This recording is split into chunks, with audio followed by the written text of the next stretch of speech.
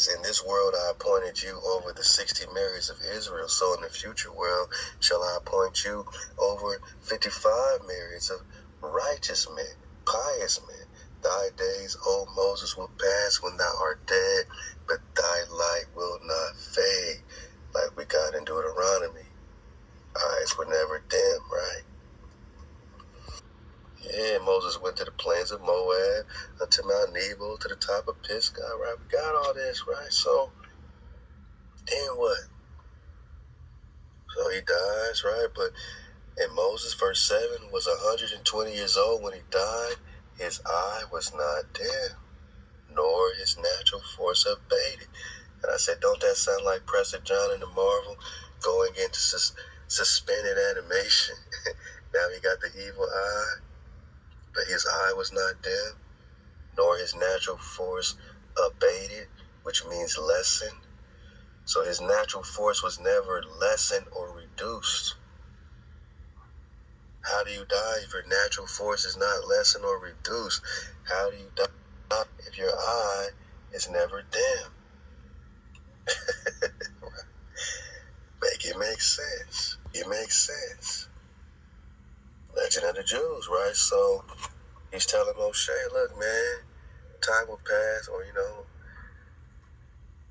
your days will pass when you are dead, but your light will not fade, for thou wilt never have need of light of sun or moon or star. Same thing. Your eyes is not dim. Your natural force never lessen. Nor will thou require raiment or shelter for oil, or oil for your head, or shoes for your feet. For my majesty will shine before you. My radiance will make your face. Now check it.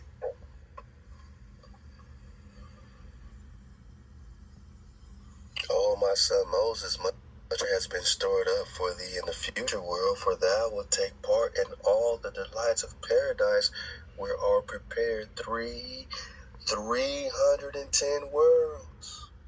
This is where I first hearing about this, right? So, where are prepared 310 worlds, which I have created for every righteous man that love me, devote himself to the Torah, code keeping Nagas, got 310 worlds. Where else can we find some drop on 310 worlds, right? All right, let's go quickly. 310 worlds is putting it in here, man. All right, so you got those in Jeremiah, that I may cause those that love me to inherit substance. All right. I guess it goes into 310 there. I'm just seeing where they mention it. Cornell University got some drop. 310 worlds God made for Jews who look after his, I guess, Torah, code. All right. Bet2Muna.com talking about 310 worlds. All these people talking about it. But we didn't know. 310 worlds to the righteous as a reward. That's in the Halal HaWah, Torah, Rabbinic. So it seems like this is something they kept secret. 310 worlds are everywhere. God will bestow 310 worlds on every Zada, or priest, or Khan. We're going to get even deeper on this 310. I'm just letting you know we're going in 147, 148, 149, and 150. Yeah, and then they try to put it on Yeshua or Jesus. Now he got something to do with it. The Messiah. Stop it, man. We got Kandawi forever. We got Moshe. Moshe is promised this personally, where they will inherit 310 worlds, and back to the legend of the Jews with the 310 worlds. So we got a lot of digging to do. We got a lot of digging to do. We ain't tripping. I'll leave this link here from New African. Shout out to the man 77. Digging more on this Alien, Francisco Alien flow, South Carolina flow. This John Khazar wasn't the first enslaved African or North American on North American soil, just on paper. 1526, Lucas Vasquez de Leon, a wealthy sugar planter, brought 100 enslaved Africans to South Carolina. Don't that sound similar to the Esteban flow? And it's always a nigga that they are bringing here to get some drop.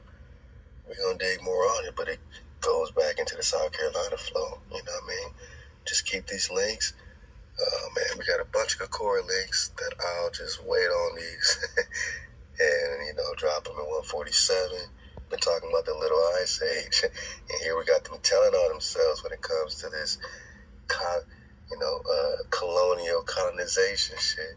It says the role of extreme cold in the failure of the San Miguel de Guadalupe colony. So extreme cold was an issue when you're dealing with an ice age, my nigga, in America during their colonization.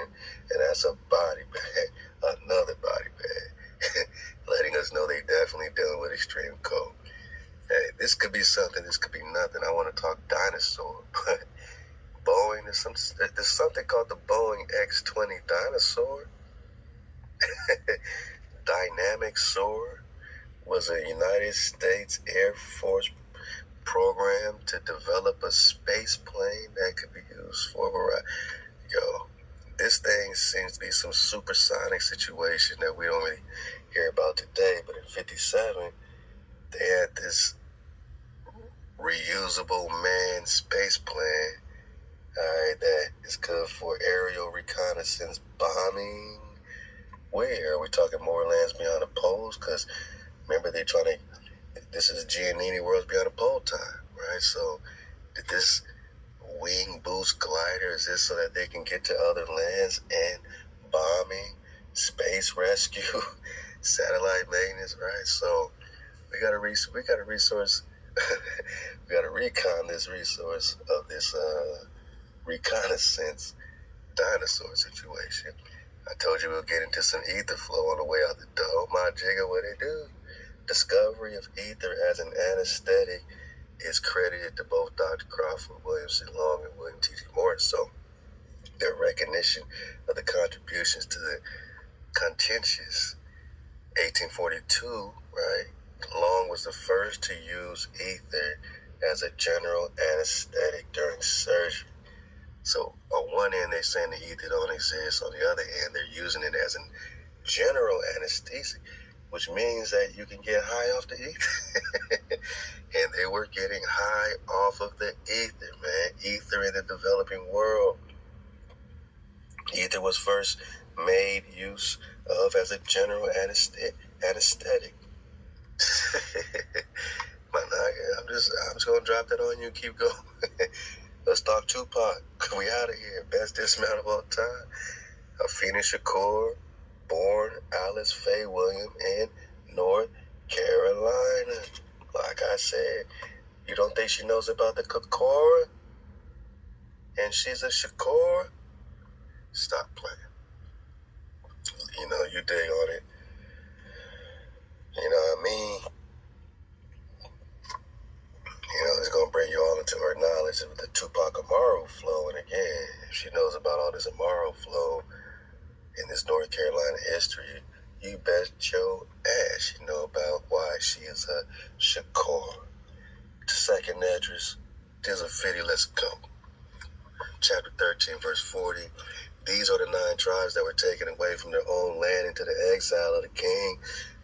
Exile in the days of King Hoshea, whom Shalmaneser, king of the Assyrians, made captives. He took them across the river, and they were taken into another land.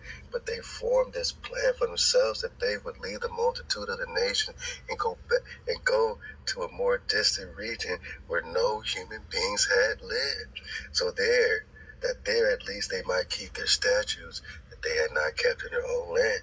Does this mean like they try to, the certain Israelite camps try to use this to say that, well, yeah, the tribe of Gad went to America, and America was somewhere that no one's been. Nah, it's not really that simple.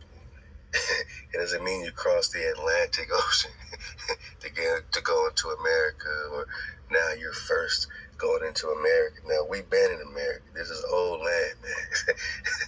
This is India Superior. Stop playing. But we can get more specific about the orientation. Why? Because we got the maps. Let's go. And they went in by the narrow passage of the Euphrates River, for at that time the Most High performed signs for them and stopped the channels of the river until they had crossed over through the region. There was a long way to go, a journey of 1.5 years, and that country is called Arzareth. So this is the place where no man had lived. They want to try to make it the entire Americas, right? But that ain't true. Oh, that ain't true. Right? North America, South America. Zoom in. Here we go again. We got Anian, right? So now they got Anian. This is flipped upside down, obviously. Over here, when we pick up Anian, we flip it right side up again, and you get this type of orientation, right? Straight at Anian, Tendu, Anian, America. Still talking America. Still talking Anian and Covera. And here you're still talking Anian and Covera. Where's Covera? Covera. So where's the Euphrates? Where's the Red Sea? Here's Covera. Multiple witnesses that this is the land of President John with the Anian kingdom and the Covera, the Kibera or Ibera or Hebrew, Iberia, right here. And it's spelled the exact same right here. And if you cross the Strait of Anian, right here, you get Arzareth right here. And don't press this land. Always got something to do with a unicorn, man. Where's the Euphrates? After Arzareth, by crossing Anian, how did these tribes that went to a place where no men dwelt at this time, they didn't just go into the Americas. They crossed the Strait of Anian into Tandu, right? Into Arzareth. And this is where they were keeping the code. And this is why the unicorn is being represented.